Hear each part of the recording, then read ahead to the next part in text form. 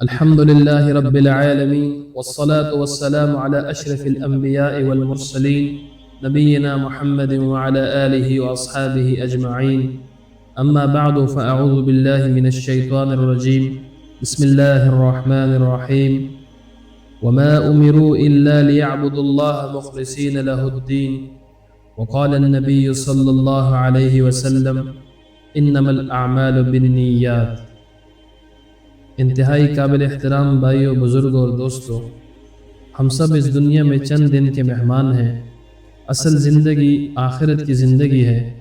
اللہ تبارک و تعالی نے ہمیں یہاں بھیجا ہے اپنی پہچان کے لیے، اپنی عبادت کے لیے اور اپنی رضا حاصل کرنے کے لیے۔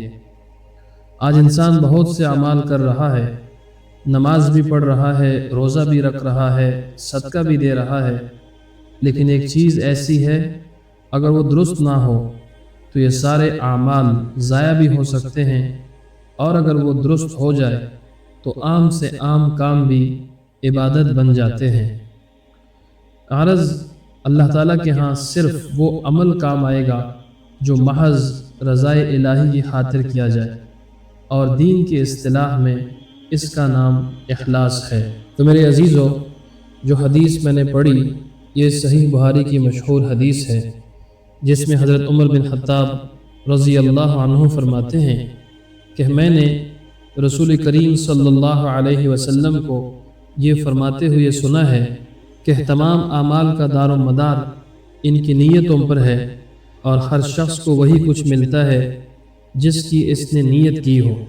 تو میرے عزیزو، اس حدیث میں سرور دو عالم صلی اللہ علیہ وسلم نے دین کی ایک ایسی بنیادی حقیقت واضح فرمائی ہے کہ اگر انسان اپنی روزمرہ زندگی میں اس کو ہر وقت پیش نظر رکھے تو اس کا نامہ اعمال خود بخود سینکڑوں نیکیوں سے بھر جائے، اور نہ جانے کتنے گناہوں سے بغیر کسی خاص محنت کے نجات مل جائے۔ حدیث کا خلاصہ یہ ہے کہ انسان اس دنیا میں جتنے کام کرتا ہے ان کا صحیح درجہ متعین کرنے میں اس کی نیت بڑا اہم کردار ادا کرتی ہے۔ اگر نیت اچھی ہو تو ایک معمولی مباح کام بھی عبادت اور اجر و ثواب کا موجب بن جاتا ہے، اور اگر نیت خراب ہو تو بڑی سی بڑی عبادت بھی ضائع ہو جاتی ہے۔ تو میرے عزیزو، اس طرح اس حدیث کے دو پہلو ہیں۔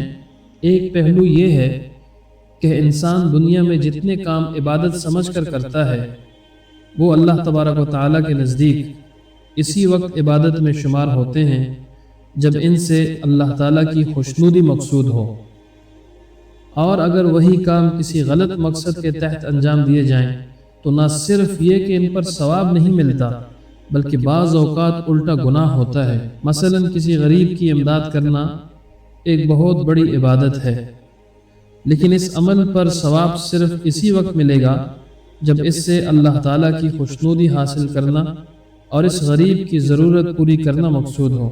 تو اس کے برعکس اگر یہی امداد اس غرض سے کی جائے کہ اس طرح دنیا میں سخاوت کا چرچا ہوگا، نام و نمود کے لیے کیا ہوا یہ عمل آخرت کے لحاظ سے بیکار ہے، اور اس پر یہ نہیں کہ صرف ثواب نہیں ملے گا بلکہ نمود و نمائش کا گناہ بھی ہوگا۔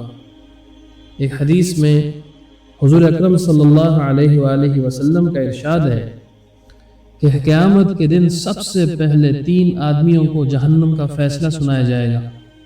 سب سے پہلے ایک ایسے شخص کی پیشی ہوگی جو جہاد میں لڑتا ہوا شہید ہوا تھا۔ اللہ تبارک و تعالی اس کو اپنی نعمتیں یاد دلا کر پوچھے گا کہ تو نے ان نعمتوں کا کیا حق ادا کیا اور کیا عمل کیے۔ وہ عرض کرے گا کہ اے اللہ، میں نے تیری راہ میں جہاد کیا، یہاں تک کہ اپنی جان بھی قربان کر دی۔ تو باری تعالیٰ اس کے جواب میں فرمائیں گے کہ تو جھوٹ بولتا ہے، در حقیقت تو نے جہاد صرف اس لیے کیا تھا کہ تو بہادر مشہور ہو، چنانچہ دنیا میں تیری بہادری کا چرچا ہو چکا اور تیرا مقصد تو حل ہو گیا، لہٰذا اسے جہنم میں ڈال دیا جائے گا۔ پھر ایک عالم دین کی پیشی ہوگی، وہ جواب میں کہے گا کہ میں نے تیرے دین اور تیری کتاب کو پڑھا اور پڑھایا، اور یہ سب کچھ تیری رضا کے لیے کیا۔ باری تعالیٰ فرمائیں گے تو جھوٹا ہے، در حقیقت تو نے یہ سب کچھ عالم اور قاری کہلانے کے لیے کیا ہے۔ چنانچہ اسی بھی جہنم میں ڈالا جائے گا۔ اس کے بعد ایک مالدار شخص پیش ہوگا اور وہ اپنی سخاوت کا حوالہ دے گا۔ باری تعالیٰ اس سے بھی یہی فرمائیں گے کہ تو نے جتنا مال خرچ کیا صرف اس لیے کیا کہ دنیا تجھے صحیح کہے، چنانچہ دنیا میں تیرا چرچا چکا، پھر اس سے بھی جہنم کی نظر کر دیا جائے گا۔ تو میرے دوستو، یہ تو اس حدیث کا پہلا پہلو تھا۔ اس حدیث کا دوسرا پہلو یہ ہے کہ بہت سے کام اپنی ذات میں عبادت نہیں ہوتے بلکہ مباح ہوتے ہیں، جن پر نہ تو ثواب ملتا ہے نہ عذاب۔ لیکن اگر وہی مباح کام اگر اچھی نیت سے کیے جائیں تو اللہ تبارک و تعالیٰ اس نیت کی بدولت انہیں عبادت شمار کر کے اجر و ثواب بنا دیتا ہے۔ مثلا ایک شخص محض پیسہ کمانے کی غرض سے تجارت کرے تو یہ ایک مباح کام ہے جس پر نہ تو ثواب ہے نہ عذاب۔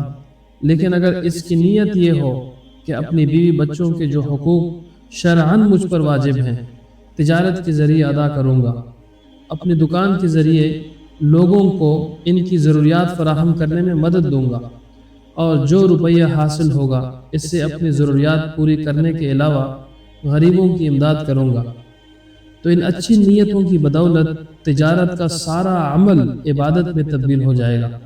تو اسی طرح میرے عزیزوں، اگر کوئی سرکاری ملازم اس نیت سے ملازمت کرے کہ میں نے خلق خدا کی ضروریات پوری کرنے اور انہیں تکلیف سے بچانے کی کوشش کرنی ہے، تو وہی عمل جو پہلے وہ محض اپنی روٹی کی خاطر کر رہا تھا بہترین عبادت بن جائے گا، اور اس کام کے ایک ایک مرحلے پر اسے ثواب ملے گا۔